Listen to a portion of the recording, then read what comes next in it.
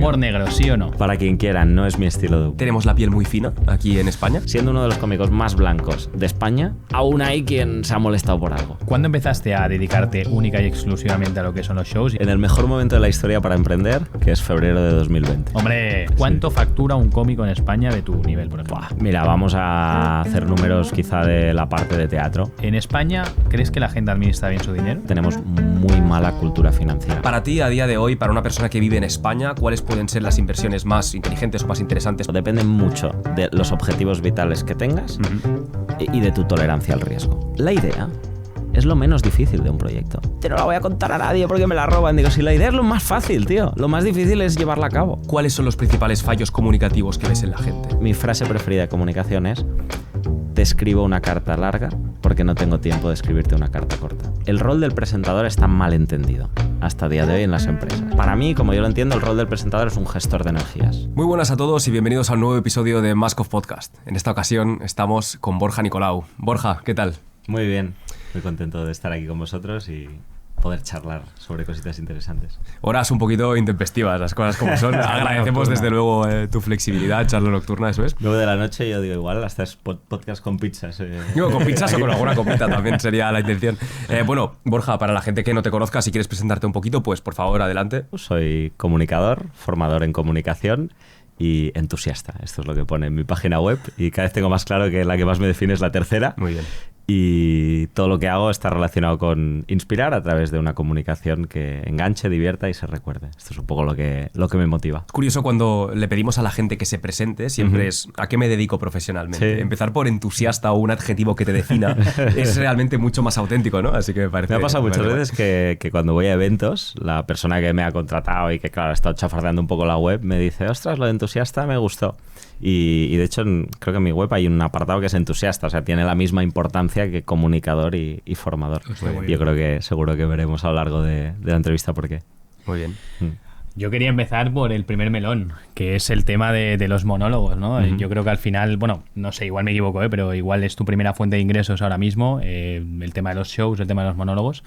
¿Cómo te dio por empezar en este mundo de la comedia? Pues me dio casi por accidente. La comunicación sí que ha estado siempre en mi vida, desde los 16 años que empecé a experimentar como locutor de radio y fui haciendo pinitos, compaginado con la formación de ingeniero, y llegó un momento en que en un programa en la radio dije, ostras, molaría hacer algo con humor. Y montamos un mini programa totalmente casero. De hecho, yo era locutor en Flash FM, pero en paralelo montamos un programa casero de retransmisión de los partidos del Barça con un compañero de la radio y con humor y para jóvenes. Entonces yo hacía los guiones. Y dije, esto me mola mucho, pero no tengo ninguna formación. Y busqué en Google, hay cursos de monólogos en Barcelona, y resulta que hay un curso de monólogos. Hostia. Lo hice, empecé a experimentar con ello, a hacer monólogos, y llegó un momento en que ya era ingeniero, product manager y monologuista a la vez, y dije, bueno, ahora voy a intentar vivir de lo que más me gusta, que es la parte de comunicación, monólogos, etc. Especialización, ¿eh? Sí. Es lo que hemos dicho muchas veces, la especialización, desde luego. Me genera mucha curiosidad en qué consiste ese curso de monólogos. Pues mira, de lo más básico e inicial, que de hecho son los primeros 2-3 meses, son técnicas de guión que usamos en los monólogos, ¿vale? Técnicas de guión de humoristas. Y con lo que aprendes estos 2-3 meses, construyes tu primer texto, que son 5 minutos de monólogo que haces en tu primera actuación, que en el curso le llaman el bautizo. ¿Y ese bautizo es a solas delante de una cámara o hay público? Hay público. ¿Sí? Toda la clase, que normalmente son, no sé, entre 5 y 10, 15 personas, o sea, entre 5, 10, 15 cómicos, cómicas, invitan a sus amigos, a sus familiares, y en una sala se hace ese show en el que cada uno hace 5 minutitos. Muy bien. ¿Te inspiraste en algún cómico para...?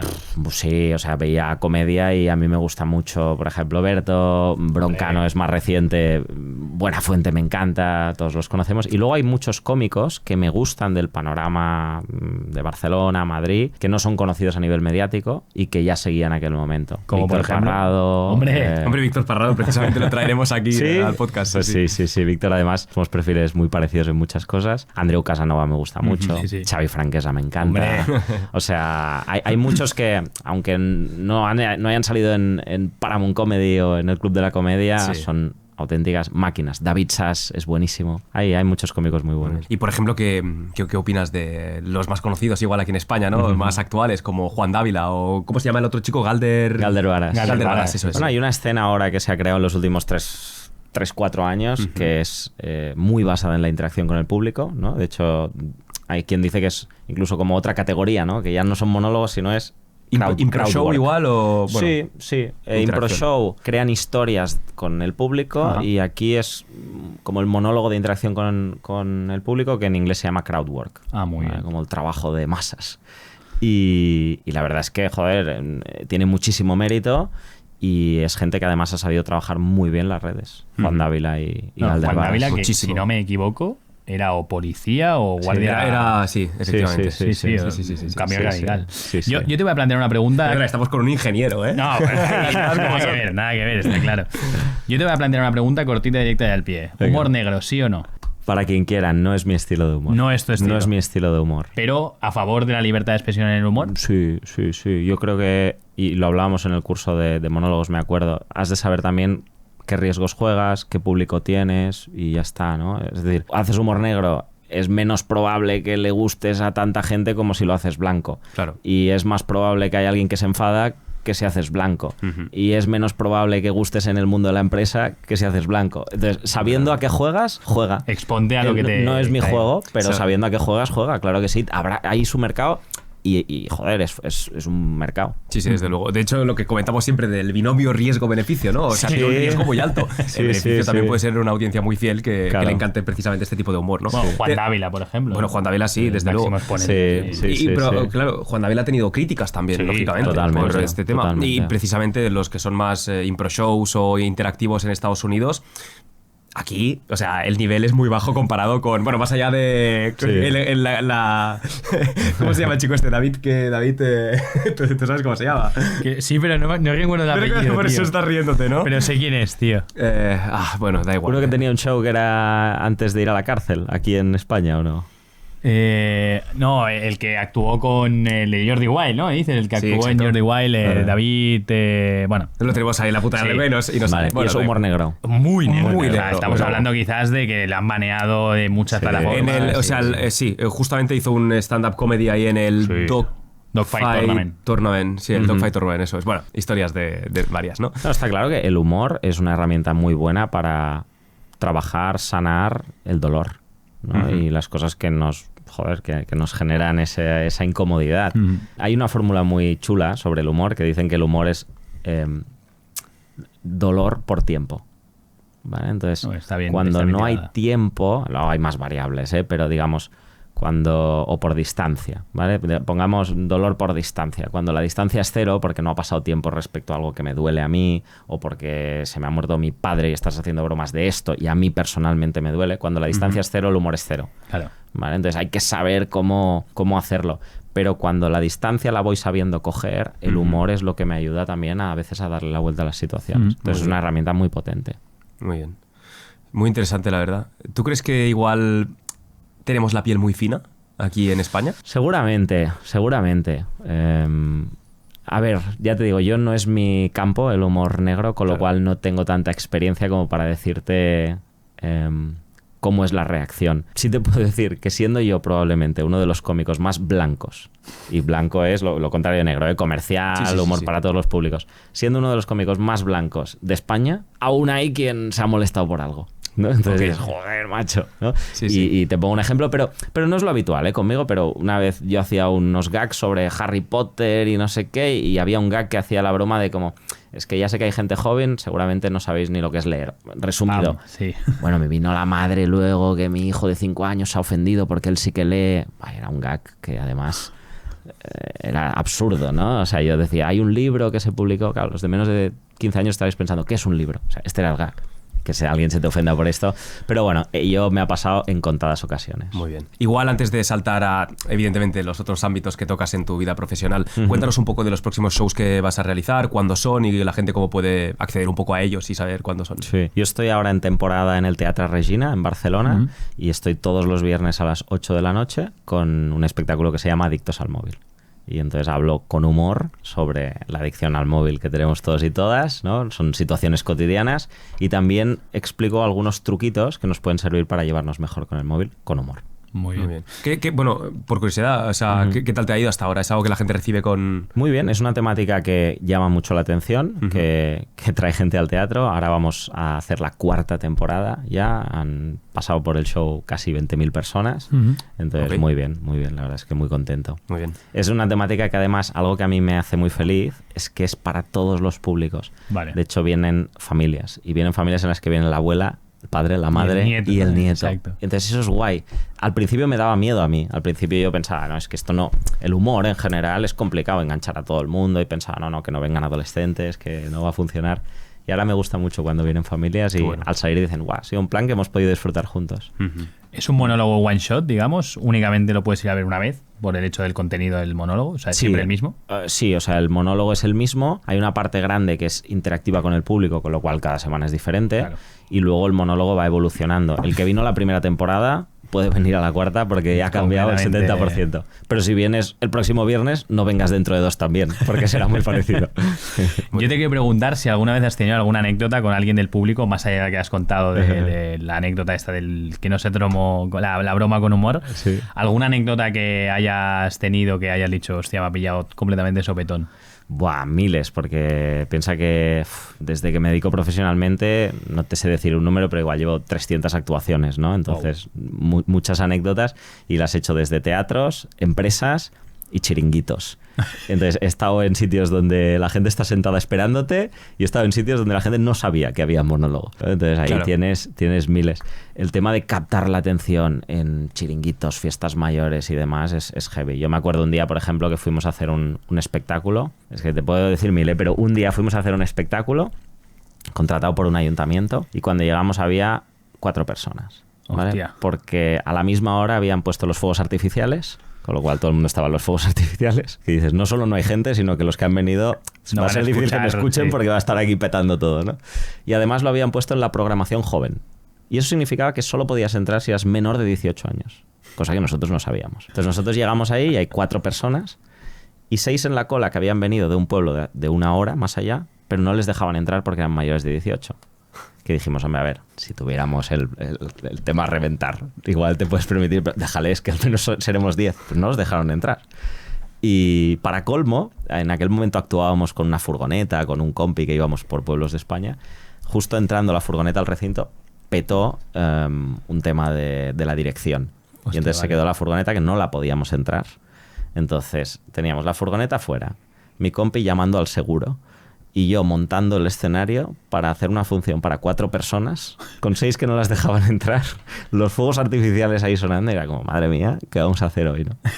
Y entonces, como estas, la verdad es que he tenido bastantes, no de 4 personas, pero como muy variopintas. Pues está bien tener estas anécdotas porque también luego ves de dónde vienes y dices, oye, pues igual ahora si llevas pues tantos shows, pues evidentemente echando la vista atrás es divertido, desde luego. Sí, sí. Vamos a pasar a otros temas, vamos a tocar otros ámbitos. Yo te quería preguntar un poco por normalmente las empresas, ¿qué te suelen pedir cuando actúas más como conferenciante o cuando tratas de ayudarles con alguna charla? Mira, para empresas en eventos, porque hago de comunicador y formador, ¿vale? Entonces, la parte de comunicador son 3 funciones o 3 facetas diferentes. A veces hago monólogos, tal cual, pues cena de empresa, quieren un monólogo. Yeah. A veces hago de presentador y entonces ahí es típico evento en el que va a hablar el CEO, el de finanzas, se va a reconocer a varias personas y yo voy entrando y saliendo constantemente y presentándolo todo. Y a veces hago de conferenciante. Y como conferenciante, pues por ejemplo, tengo una charla que se llama Una comunicación más humana en un mundo digital. Y ahí es pues conferencia de 1 hora, hablando de comunicación, trucos para relacionarnos mejor, etcétera. Muy bien. Y a veces el híbrido, que a mí es lo que más me gusta, que es cuando me dicen presentador, pero me dan mucha libertad. O sea, y entonces, lo que tú veas. Claro, porque eso a mí es lo que más me gusta y lo que veo que más funciona. ¿Por qué? Porque el rol del presentador está mal entendido hasta el día de hoy en las empresas, ¿vale? ¿Por qué? Porque tú dices, mira, voy a tener una charla del CEO y luego la del finanzas. Y el presentador saldrá 30 segundos entre uno y otro a decir gracias y ahora viene el de finanzas. Entonces digo, para esto no pongas a un presentador. Y por eso muchas empresas dicen, no, pondremos a uno de dentro que es graciosete. ¿Vale? Entonces, eso es un error.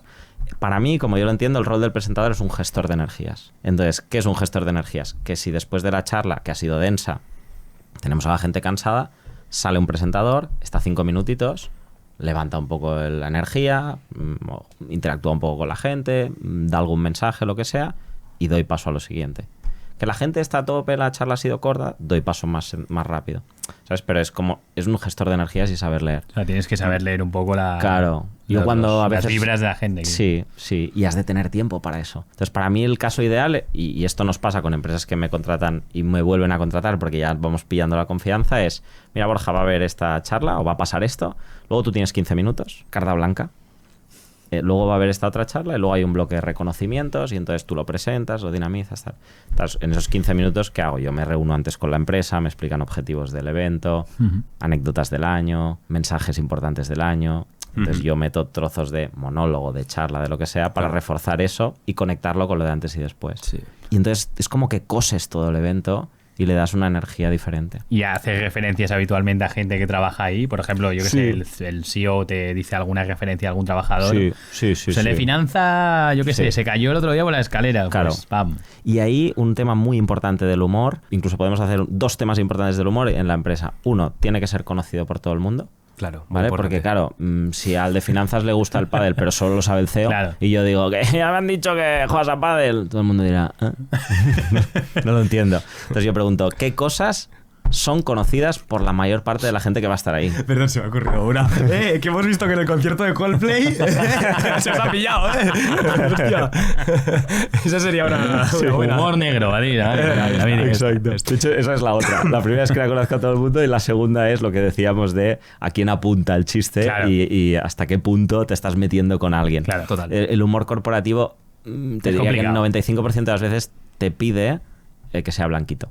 Tiene toda la lógica. Sí. De hecho, el tema de la gestión de energías, bueno, tú evidentemente lo conoces bien. Yo no sé si tú sabes, Borja, lo que son las batallas de rap, las batallas de freestyle. Sí, no las conozco mucho, pero sé lo que es. Hay una figura que es casi más importante que los propios participantes, que es la del host. Vale. Y hay algunos hosts aquí en España que son míticos, como en Vaca, ¿no? Claro, que precisamente a veces igual no sabías los nombres que había en el cartel, que hoy en día ya no pasa tanto. Te hablo más de la década, de la década anterior, o de igual antes del 2010, pero tú sabías quién era el host y sabías que ahí se iba a liar porque el host estaba totalmente mal de la cabeza. Y es importante el tema de la gestión de energías porque es lo que realmente va también a generar esa atención a quien vaya a hablar a posteriori después de que tú lo presentes. Totalmente. Claro. Sí. Es como si tienes piezas inconexas o luego las juntas y montas un algo global, ¿no? Entonces, joder, cambia mucho. Sí. Yo te quería preguntar, ahora hablando un poco del humor y saliéndonos también de esto, ¿cuándo empezaste a dedicarte única y exclusivamente a lo que son los shows y cuándo fue el momento que dijiste, oye, creo que esto es mi principal fuente de ingresos y vamos a dejar en la empresa privada de momento? En el mejor momento de la historia para emprender, que es febrero de 2020. ¡Hombre! No sé qué pasó ya, nos hemos olvidado ya de eso. Ya, queda lejos, queda lejos. Pero sí, tal cual. 14 de febrero de 2020 dejo la empresa para emprender y dedicarme a intentar vivir de lo que me apasionaba como hobby hasta entonces, que era comunicación, y una pata eran los monólogos. Y matizo lo que decías de mis ingresos no estaban como para vivir de esto en aquel momento. Era una apuesta. ¿Jugaste un one shot de manual? Sí, tenía ahorros. Que esto es una cosa que a toro pasado también, para mí es una de las claves cuando quieres emprender. Lógico. Que tengas ahorros para poderte permitir X tiempo sin tener que cobrar y generar beneficios mañana. Porque si no, estás perdido, seguramente. Totalmente. Sí. Bueno, es que creo que nos lo ha puesto en bandeja, ¿no? El siguiente tema de conversación. Vamos a hablar ahora de dinero, como tú bien has dicho. Otro de las patas que tienes ahora mismo en tu día a día es el tema del host del podcast de Educa tu Dinero. Cuéntanos un poco cómo nace ese proyecto, cómo te contactan a ti para que tú seas el presentador o el host de ese podcast. Y cuenta en este podcast de qué va un poco ese podcast que tenéis vosotros. Venga, os lo cuento y os cuento una anécdota muy divertida de cómo nació el nombre. Vale. Que de hecho creo que es una de las mejores cosas que tenemos y nace de una de esas cosas fortuitas absolutamente. Entonces, este es un podcast del Instituto de Estudios Financieros. Querían, a través de un podcast, ampliar su gama de canales de divulgación financiera. ¿Vale? Y llegan a mí porque yo, a través de un contacto en común, y en aquel momento yo tenía otro podcast en el que entrevistaba gente que había dejado su trabajo para dedicarse a algo que le apasionaba. ¿Lo sigues manteniendo ese podcast? Ya no lo hago. Está colgado, hay 30 entrevistas a personas diferentes y era como gente que había hecho lo mismo que yo, quiero aprender de qué os ha funcionado, qué no os ha funcionado. ¿Vale? Se llamaba El Salto. Y entonces llegan a mí, me proponen ser el presentador. Yo era una temática finanzas personales que no soy experto, pero me gustaba desde pequeñito. Y dije, bueno, ¿por qué no? Probemos. Y en la reunión de decidir el nombre y demás, estábamos haciendo una lluvia de ideas y el jefe de educación financiera del IEF estaba desde casa conectado online. Era época post-COVID y tal. Pasó su hija por detrás y dijo, ¿y por qué no le llamáis Finanzas con Frankfurt? Y todos miramos como diciendo, hostia, qué nombre más raro. Y dijo, o si no, educa tu dinero. O sea... Y todos nos miramos así y dijimos... La primera esta no. Es buena. La segunda. Esta es buena. Y creo que una niña, no recuerdo qué edad tenía, pero igual tenía 11 años. Pues una niña de 11 años le puso el nombre de Educa tu dinero, que claro, los motores de búsqueda luego, cuando la gente no te conoce, una de las cosas que hace que más te escuchen o no es el título del podcast. Lógicamente. Con lo cual ha sido una de las causas de que luego haya funcionado. Bueno, directora creativa, si alguien quiere contratar dentro de una década igual. Sí, sí. ¿Qué temas tocáis en el podcast? Pues tocamos todo lo que está relacionado con educación financiera, desde cómo empezar a ahorrar pensando en tus objetivos vitales, cómo crear un colchón de emergencia, cómo empezar a invertir, trucos de ahorro, mentalidad relacionada con el dinero. Es un podcast que lo que mezclamos es dinero y bienestar. ¿Vale? No es dinero por dinero y hazte rico en 2 días, no. Es para qué quiere, o sea, es vivir mejor y cómo el dinero es necesario para vivir y por tanto cómo hacemos para llevarnos bien con el dinero. Me has comentado un binomio que creo que es bastante lógico, que es dinero-bienestar. Creo que los tres estaremos de acuerdo a que el dinero conlleva un bienestar en caso de que tengas más o menos, ¿no? Mi pregunta va un poco en el sentido de... Bueno, te voy a hacer varias. La primera es, ¿en España crees que la gente administra bien su dinero, por norma general? Por estadística, o sea, entrevistamos a una persona de una de estas entidades que hacen encuestas en España y por estadística tenemos muy mala cultura financiera, muy mala educación financiera. ¿A qué crees que se debe? En el cole a ninguno de los tres nos han hablado de esto, ¿no? Correcto. Y en casa sigue siendo también uno de esos temas tabú. Totalmente. Bueno, Borja, en el cole ni en la universidad. Ni en la universidad. Y lo digo desde el punto de vista que tanto Guille como yo estudiamos administración y dirección de empresas. Joder, pues razón de más, ¿no? Entonces, bueno, es un tema que no se habla, por lo que sea, ¿no? Hay otros temas que tampoco se hablan. Y entonces pues llegamos a encontrarnos en la situación en la que ya nos entra dinero y gastamos dinero sin habernos educado. Y la última pregunta es, ¿por qué crees que no interesa que nos enseñen este tipo de asignaturas o de enseñanzas? La verdad es que no te sé responder. Yo en general no soy muy de la opinión de conspiraciones o entes superiores que trazan planes a nivel mundial. Yo opino que somos todos personas que estamos por aquí y hacemos lo que podemos. No sé si os ha pasado, yo cuando estaba en la uni pensaba, estabas haciendo un trabajo con compis, entregabas a última hora, presenta tú, y pensabas, esto es una chapuza. Y yo me acuerdo que pensaba, el día que yo llegue al mundo de la empresa, esto será otra cosa. Y cuando llegas al mundo de la empresa te das cuenta que pasa lo mismo. Hay gente que sabe, hay gente que no, hay gente que improvisa, o sea, es lo mismo, pero ahora en la empresa en vez de en la uni. Entonces yo tiendo a pensar que lo mismo pasa en el gobierno, lo mismo pasa en los bancos centrales. Hombre, tienes gente más lista y gente más tonta, evidentemente, pero que no pienso que haya una serie de entidades que gobiernan el mundo. Hay gente con más influencia, gente con menos, pero... Yo igual la pregunta que ha hecho Guille la plantearía de una forma distinta. No por qué no interesa que nos enseñen de educación financiera, sino por qué no nos enseñan de educación financiera, que es distinto. Claro. Que igual es un tema de conocimientos de quién nos está enseñando. Puede ser perfectamente. Sí, y de cómo se ha planteado la educación, ¿no? La educación es una de esas cosas que ha cambiado muy poco en los últimos 50 años. Igual que falta educación financiera, falta Excel, igual que falta Excel, falta gestión emocional, que es una cosa cada vez más importante para la salud mental, y otros tantos temas que no están, pues porque se ha cambiado poco, pero que son relevantes en el día a día. Sí que pienso, por ejemplo, por entrar un poco en responder tu pregunta, que evidentemente, pues por ejemplo, los bancos o la gente que se beneficia de que no sepamos mucho de educación financiera, pues le interesa menos. Obviamente. ¿No? O sea, es evidente que todo aquel que se beneficie de que no sepas, pues le interesa. Pero ya te digo, no creo mucho en conspiraciones. Totalmente. hablando un poquito más de tema finanzas, sobre todo finanzas personales. Yo, por ejemplo, toda mi vida pues siempre he ahorrado, he tratado de ahorrar. Bueno, digo he ahorrado. Lógicamente, con los sueldos que hay hoy en día en España es difícil ahorrar, lógicamente. Pero desde que he intentado, bueno, desde que me han ido igual las cosas un poquito mejor, he intentado ahorrar un poco. Y luego pues ya sales de esa burbujita y dices, igual lo interesante no es ahorrar, sino que es invertir. En el podcast, no sé si enseñáis también oportunidades de inversión y un poco qué alternativas puede haber. Para ti, a día de hoy, para una persona que vive en España, ¿cuáles pueden ser las inversiones más inteligentes o más interesantes para una persona normal y corriente que tenga un sueldo estándar? Vale, es una gran pregunta que nos daría para todo un podcast o toda una serie de episodios de podcast. Hay que buscar el hook, ¿sabes? Pero hay que buscar el clickbait, ¿vale? Entonces te diría... Podemos ir nosotros a su podcast, quiero decir, hablar de tu dinero, ¿no? Sí. Perdona. No, por sintetizar, te diría dos cosas. Primero, depende mucho de los objetivos vitales que tengas y de tu tolerancia al riesgo, ¿vale? Porque si quieres ahorrar muchísimo y generar mucho dinero, pues tienes que invertir con más riesgo, pero luego, ojo, si lo toleras o no, porque si cae todo un 20%, venderás, ¿vale? Resumiéndolo muchísimo y olvidándonos de objetivos, riesgo, no sé qué, yo diría, como el 90% de la gente no tiene muchísimo conocimiento de inversión, ni lo quiere tener, cosa que es muy explícita, importante, desde luego. no quiero dedicar parte de mi día a mirar las acciones de la bolsa, no sé qué, fondos indexados. Muy bien. Fondos indexados, que al final lo que te cogen es una mezcla de muchas empresas, muchas acciones, se auto reequilibran cada X tiempo y no te preocupas y tiras. Yo, bueno, has dicho una cosa muy interesante que es lo de los fondos indexados, dejando un poco de lado lo de riesgo-beneficio. O sea, en primer lugar, quiero decir, hay una cosa importante que igual no es tanto como comentamos con las cosas del día a día, que es un poco más un binomio entre el riesgo y el beneficio, sino que en finanzas igual es un trinomio, ¿no? Entre riesgo, beneficio y liquidez. Total. Porque mucha gente se plantea que igual va a invertir un cierto dinero y que el día de mañana lo va a tener igual. Bueno, ese dinero luego o esas inversiones habrá que convertirlas a liquidez, porque nunca sabes cuándo puedes tener un problema de salud o cuándo puedes tener cualquier tipo de cuestión. Igual quieres comprarte un piso y necesitas hacer esa entrada que es descapitalizarte, desde luego.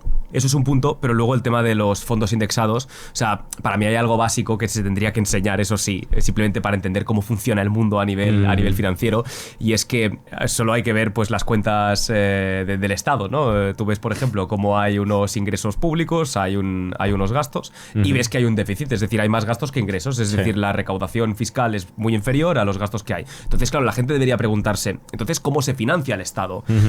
Y cuando ves que es a partir de deuda, que muchas veces pues se financia con inflación, la gente ya debería entender que si hay más dinero en circulación, el dinero que yo tengo ahorrado vale menos. Entonces, por eso, alternativas como los fondos indexados son realmente muy interesantes, porque te despreocupas y sabes que siempre vas a tener esas porciones, ¿no? de esas empresas que formen parte pues del fondo indexado como tal, ya sea el SP500 o el que sea. Total. Sí. Sigamos, pues entonces, bueno, hay una cosa muy interesante que has dicho antes, porque... Claro, algo que se puede plantear mucho la gente, ¿no? Que nosotros de alguna forma queremos también que la gente se sienta identificada con cosas que planteamos aquí en el podcast. Yo quería saber, ya que tú antes pues hemos comentado también que has sido ingeniero y has hecho todo este cambio independientemente de que fuera en febrero del 2020 y las complicaciones que eso podía conllevar. Claro, aunque no se supiese eso o no se pudiese deducir tanto en ese momento, es un riesgo muy grande ya el hecho de hacer todo, o sea, dejar atrás como esa vida laboral presuntamente pues más estable, con unos ingresos recurrentes, etcétera, para perseguir lo que puede ser más tus sueños o aquello que te pones tú mismo como propósito, ¿no? Para la gente que realmente quiera hacer este tipo de cambio en su vida, que igual se lo esté planteando, que no esté segura, ¿qué les dirías? ¿Qué les dirías para realmente dar ese salto de fe y dedicarse a lo que realmente quieren dedicarse? Pues mira, 3 cosas. Una, que experimenten con lo que les gusta, para validar si les gusta, como para que sea una profesión, o les gusta para dedicarle 2 horas al día, ¿vale? Y para ver si la gente valora lo que hacen, eso primero. Segunda, que generen un ahorro para que cuando den el salto puedan permitirse un tiempo de transición, ¿vale? Y luego, oye, tercera, ganas a por ello compartirlo. La comunicación es súper importante y a veces cuando haces estos saltos, compartirlo con tu entorno, que la gente lo sepa, la gente te ayuda, tío. Pero ¿sabes eso que dicen de work in silence, no? Para luego... Claro, ¿cómo lo ves eso? Buah, no me gusta nada, no me gusta nada. De hecho, una cosa que... Yo estoy muy metido en entornos de emprendimiento también y de innovación como mentor de hablar en público, ¿vale? Y siempre les digo, la idea es lo menos difícil de un proyecto.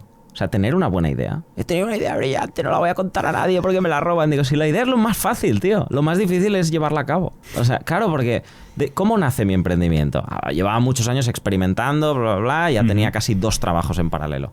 Pero yo un día me siento en vacaciones y hago una lista de las cosas que haría si dejo el trabajo. Le llamé el swimming pool plan. El plan de saltar a la piscina, ¿vale? Es bastante buena. Dije, si dejo el trabajo, ¿qué hago? Empiezo a hacer una lista de potenciales cosas. Ajá. Monólogos en teatro, monólogos en empresa, formaciones de hablar en público, monólogos del pádel, ¿no? Como me gusta el pádel, puedo hacer monólogos del pádel. Bueno, toda esa lista. Aquí tenemos un friki del pádel, también, bastante... luego traemos, ¿no? Sí. Y yo podría decir, ya está, joder, tengo la lista, me va a ir bien. Vale, ahora llévala a cabo. ¿Sabes? Ya tenía lista de 20 cosas que podía hacer, sí, pero ahora llévalo a cabo. Y yo me doy cuenta, y es uno de los grandes aprendizajes de haber emprendido, casi nada sale a la primera. Total. Entonces, tener una idea, bien, tira. Vosotros habéis tenido una idea, un podcast, y el Mask-Off, y hay una historia, la máscara, ser auténticos, vale, lleváis un año, y realmente, ¿qué tiene más valor cuando esto lo pete? ¿La idea que tuvisteis o todo el curro que habrá? Toquemos madera. Es que es el curro, o sea, la idea no vale nada. Toma, siempre, te la dejo, sí. Ahora toma, claro, aplícala. Tienes la idea. Oye, hay algo que Guille y yo siempre comentamos, que es disciplina es lo más importante. Oye, ¿por qué hacemos las cosas? Pues porque toca hacerlas. O sea, porque hay que construir, porque hay que avanzar, porque hay que progresar. Y porque aprendes por el camino y esto funciona y esto no. Es que... Y que no estamos hablando de que, como hemos hablado antes fuera de cámaras, de que nosotros vayamos a esperar un retorno económico de esto, sino que es una cosa que lo hacemos por hobby, porque nos encanta lo que hacemos aquí con invitados como tú. Pero es un tema de, pues, que también te ayuda mentalmente luego en otros aspectos de tu vida, como puede ser el aspecto laboral, de, pues, si tienes una constancia en un proyecto personal que tienes, que por tanto le vas a meter mucho más cariño que algo que vas obligado, como el trabajo, ¿no? Eso luego te va a servir también en tu entorno laboral e incluso en tu entorno familiar o de pareja, que, oye, la vida es una constancia en la que tienes que estar siempre al pie del cañón.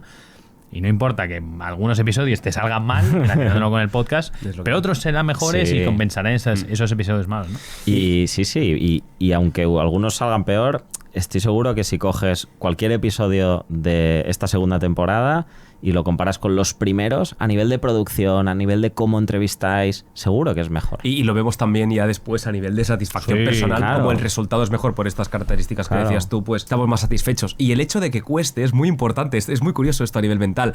Realmente, si tú, por ejemplo, estás jugando al GTA, por decir algo, si tú te sabes los truquillos... A ver por dónde vamos. Mira, es bastante interesante esto, porque si tú te sabes los truquitos para tener el mejor coche, dinero infinito, el juego deja de ser divertido.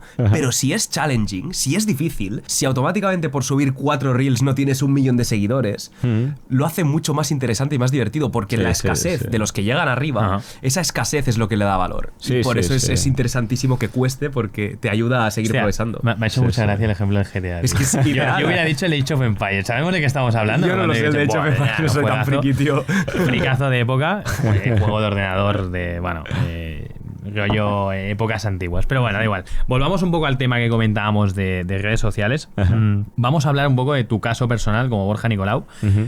Tú en el momento que empiezas en monólogos, tu manera de contactar con la gente o que la gente te contacte contigo para poder, pues, realizar shows y demás, ¿son tus propias redes sociales o cómo es la manera de contacto que tienes? Pues mira, cuando empecé, y en la parte de monólogos, pues ya sabía que iba a hacer varias cosas, pero en la parte de monólogos, cuando dejé el trabajo, ya tenía un show recurrente en el teatro, compartido con 2 amigos más. Éramos 3 y teníamos un show. Con lo cual, digamos, la plaza para torear ya la tenía, ¿no? O sea, eso la tenía, pero evidentemente no vives de una función a la semana.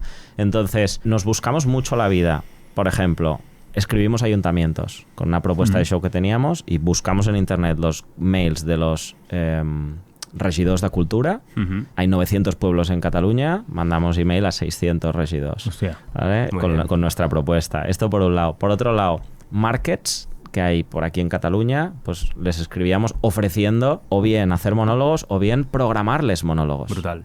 Que eso es otra cosa que a mí me abrió bastantes puertas, que es, yo voy a un market y le digo, mira, yo hago monólogos, puedo venir un día, pero si quieres yo te organizo 8 días. Entonces yo vendré un día y me encargaré de que vengan otros 7 cómicos o cómicas. Vale. Yo te lo gestiono. Tú me dices qué público tienes, yo te gestiono cómicos que funcionen más o menos bien, gestionamos el caché, me dices qué presupuesto, bla, bla, bla. Claro, esos 7 cómicos también les estás dando trabajo. Ellos igual programan otros sitios. Con lo cual también es una rueda en la que, hostia, tú me llamas para que venga aquí, pues yo te llamo para que vengas allá. Es un y win-win, pam, pam, pam, totalmente. ¿sabes? Entonces, esos fueron como los puntos de entrada. Y luego yo siempre he trabajado bastante LinkedIn, pero Nivel LinkedIn me ha profesional abierto para muchas empresas. puertas más para empresa que para Ajá. el monólogo de teatro o de ayuntamiento o demás. Es que antes de que entre solo un pequeño comentario, es que lo que decíamos precisamente de la constancia y la disciplina, y hay 900 Sí. municipios o los que sean, escribes a 600, tío, la regla del embudo, ¿sabes? O Tiene sea, que haber algún momento en el que le alguno te contestes, tiene está que claro. decir que Sí, sí, sí, es eso, o sea, para cualquier cosa, realmente. Y a muchos les llamamos, porque además era el año del COVID y entonces Mal como dispuestos sabíamos a- que el mail era poco probable que lo leyeran y tal, llamábamos al ayuntamiento, podemos hablar con el regidor. Muy bien, muy bien. Sí. Fantástico. Dedicamos mucho tiempo en Seguro, esa seguro época, que sí. sí. Bien, bueno, picar piedra, como todo. Eso es, Sí, claro. sí. Que luego no se diga que no hemos sacado nosotros el tema, lo has dicho tú, el tema del caché. Vamos un poco al tema monetario, pero a lo que te llevas tú por hacer un show. ¿Cuánto factura un cómico en España de tu nivel, por ejemplo? Mira, vamos a hacer números quizá de la parte de teatro. ¿Vale? La parte de teatro, lo que vale una entrada es público. Ajá. Y entonces la mía vale 16 euros y la de Berto Romero valdrá 30, ¿vale? Depende. Y puedes multiplicar el número de entradas por el número de butacas y tener en cuenta que ahí empieza todo el reparto, ¿vale? En el que una parte es IVA y se lo lleva al Estado, otra bien. parte es la plataforma y se lo lleva a Trápalo, otra parte se va al teatro, otra parte son gastos de marketing, otra parte la pagas al técnico y yo ahora mismo estoy con una productora además, con lo cual una parte va a la productora. Entonces digamos que podemos asumir que es más o menos razonable que los cómicos que estamos en teatro en temporada estable nos llevemos un 40-50% de la entrada y luego hay que quitar algunos costes más. Muy bien. Pues igual, bueno, es que mi próxima pregunta iba un poco más dirigida por ahí, 40-50%, no me parece realmente tan poco, o sea, me parece un porcentaje. Sí, que- luego dependerá de cuánto gastes en marketing. Claro. Por eso digo que 40-50, pero se te puede ir perfectamente, se te puede ir también a 30. Pero por ahí va. Sí que hay diferencias, pues en que en el teatro en general vamos a taquilla, o sea, depende de cuánta gente venga, cobras más o menos. Yo he tenido épocas en las que he ido a hacer funciones perdiendo dinero y he tenido épocas en las que he ido a hacer funciones que con 3 funciones al mes es un sueldo bueno. Ujú, Depende. claro. En cambio, en eventos de empresa vas a un caché fijo. Y en ayuntamientos normalmente vas a caché fijo. Bueno, son modelos diferentes Muy también. bien. Como cómico, más o menos cuánto tiempo has tenido que estar sin realmente ganar dinero, incluso imagino que perdiendo dinero, antes de poder empezar a ganar dinero. Yo hice un clic a nivel económico considerable en el tercer año, en general, en todo lo que es Borja Nicolau. Que ese fue un clic de, digamos, que la curva de ingresos fuera así, afuera ya así. Vale. Sí. ¿Vale? Fui rentable bastante pronto, acá al medio año, al año ya era rentable. Ujú. Pero es que luego mi primera temporada del Visionario, que fue mi primer show en solitario, ganaba dinero y la segunda lo perdía. Y luego saqué Adictos al Móvil y me fue mucho mejor que el Visionario. Y luego pasé a un segundo teatro en Adictos al Móvil y ganaba menos que en la primera temporada. Ya. Y estaba en un teatro más grande que en la primera. Y luego la segunda temporada del teatro grande ha sido la mejor de todas. Entonces... Es muy variable. Claro, es variable. De hecho, mira, este es un aprendizaje chulo que tuve. Yo cuando dejé el trabajo, una de las cosas que quería hacer era ser cómico, pero ya tenía claro que quería hacer un abanico de cosas. Ujú. Y una de las cosas que vi muy pronto es que yo no quería depender de los ingresos del teatro y que eso fuera mi sueldo. Justamente por esto, porque es muy variable. Dependo de que a este show venga gente, a este show ahora sea la gente ya por lo que sea no es trendy, no viene, Ya. y entonces estás jodido, ¿no? Claro. Y por eso pues diversifiqué y abrí más cosas. Y hago los eventos de empresa, formaciones de hablar en público, el podcast, etcétera, etcétera. Ahora pasemos un poco a la pata de las formaciones de comunicación, que también es otra pata que haces en tu día a día. Como le hemos preguntado ya a varios invitados que han sido expertos en este tema de la comunicación, yo te voy a preguntar qué es lo que necesita un comunicador para exponer de manera brillante sus ideas o su discurso. Necesita tenerlo trabajado, y parece obvio, pero es que es la base. Por muy bueno que seas, tienes que tener trabajada tu presentación, tener brillo en los ojos y luego tener una estructura clara para que los mensajes principales resalten. Yo creo que estas 3 cosas hacen una combinación perfecta. Estructura, brillo en los ojos y luego preparación. Muy bien. Y para alguien que se ponga muy nervioso hablando en público, para la gente que se pone muy nerviosa, ¿qué les dirías? ¿Qué tips les puedes dar? Que se preparen. Que se preparen, Es que, claro. es como, ¿en serio? Sí, en serio. Claro. Primero que se preparen, ¿vale? Segundo, que vayan a algún curso. ¿Por qué? Porque conocer ciertas herramientas de cómo estructurar un mensaje, de cómo añadir storytelling, de cómo interactuar con el público, te da tranquilidad. O sea, por ejemplo, hay a veces en las formaciones vemos tipos de estructura de un mensaje. ¿Ves? Enseñas un tipo de estructura y la gente dice, ostras, pues ahora para las reuniones esto me va a ayudar muchísimo. Yeah. ¿Por qué? Porque ya sé cómo agrupar la información. Eso te da tranquilidad. ¿Vale? Entonces, saber que estás usando estructuras que funcionan te da tranquilidad. Y luego, verte. Yeah. Verte funciona mucho. Te grabas y te ves. Primero te odias. Primero te odias. Qué interesante. Lo ves todo fatal. Hay mucha gente que dice lo de volver a verse a sí mismo. Yo tampoco...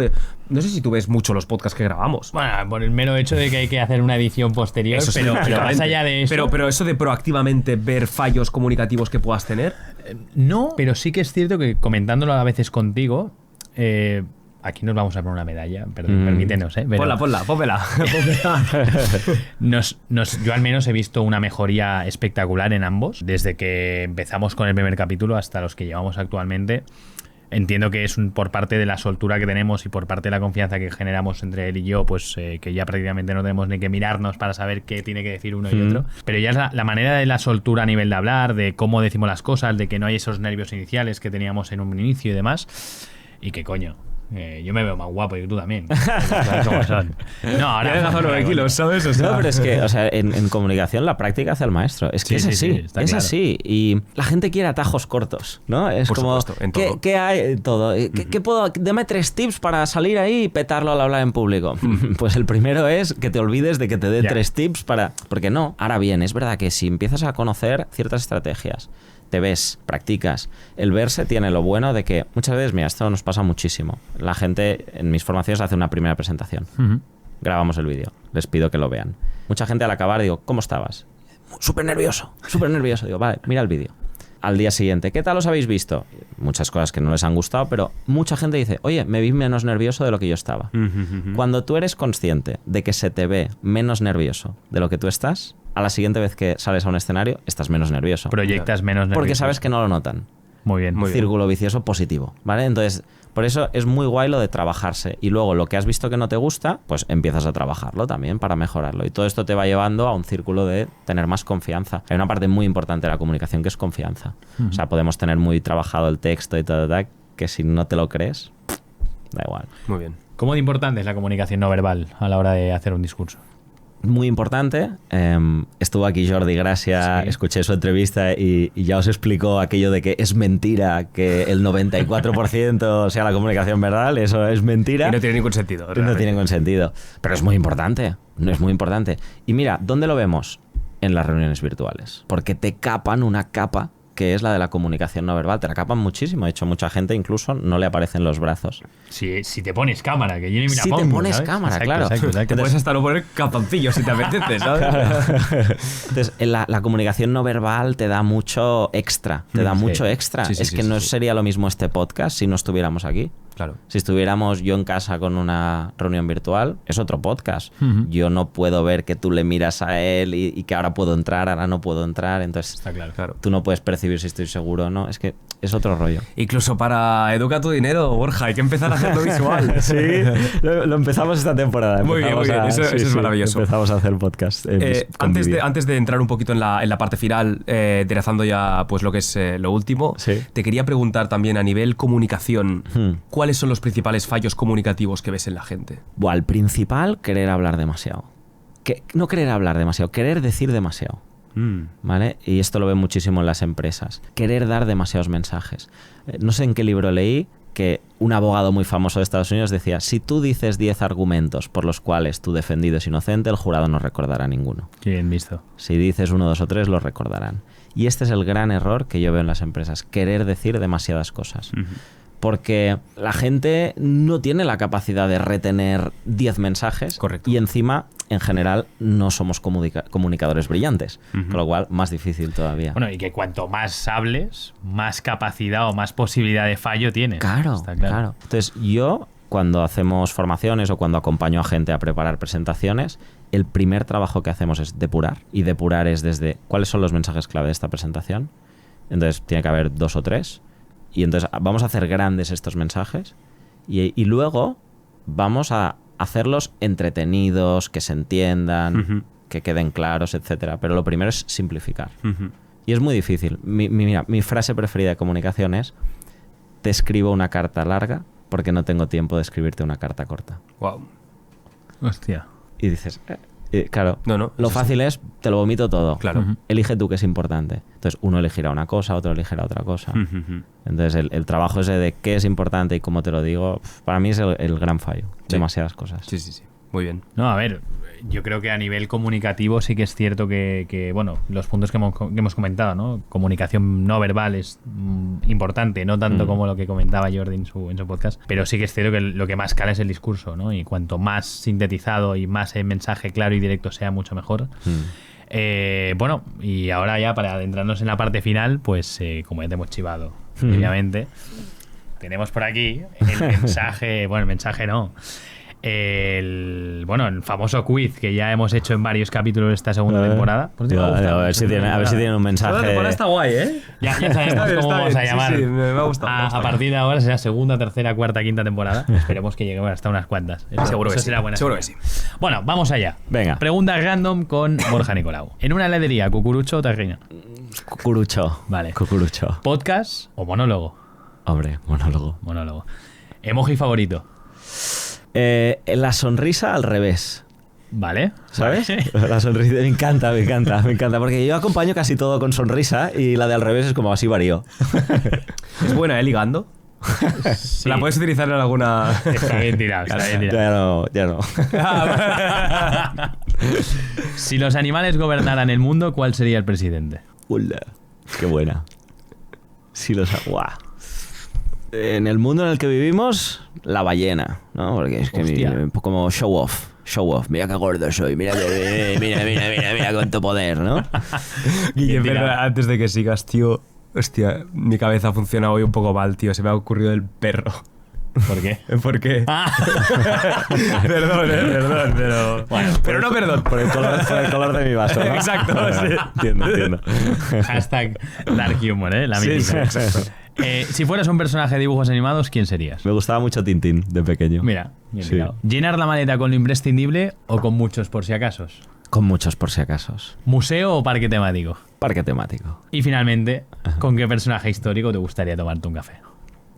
Pues mira, ahora mismo me iría a tomar un café con Publio Escipión, que fue un general romano. Ajá. Y es porque he estado leyendo varios libros sobre las guerras púnicas, novela, este verano. Y pues es el protagonista de estos libros y me tomaría un café. Conclusiones que he sacado: uno, la guerra es horrible, ya lo sabíamos, pero realmente ver que el mundo era guerra, hace 2300 años el mundo era guerra, o sea, no había más que guerra y luchar es absolutamente lamentable. Pero hay mucho de liderazgo y de gestión de gente en ese libro que puedes aprender. Y pienso que sería interesante. Es curioso, ¿no? Yo iría con Messi, pero como Messi no es histórico porque aún no está muerto, pero... Bueno, podría haber tirado también el café por ahí. Sí. Es curioso lo que comentabas de que hace 2300 años... Sabía que irías por aquí. El mundo era batalla y qué casualidad, ¿no? Que 2300 años después parece que lo todo que pasa es que ves lo que era antes y es que era solo eso. Era solo eso.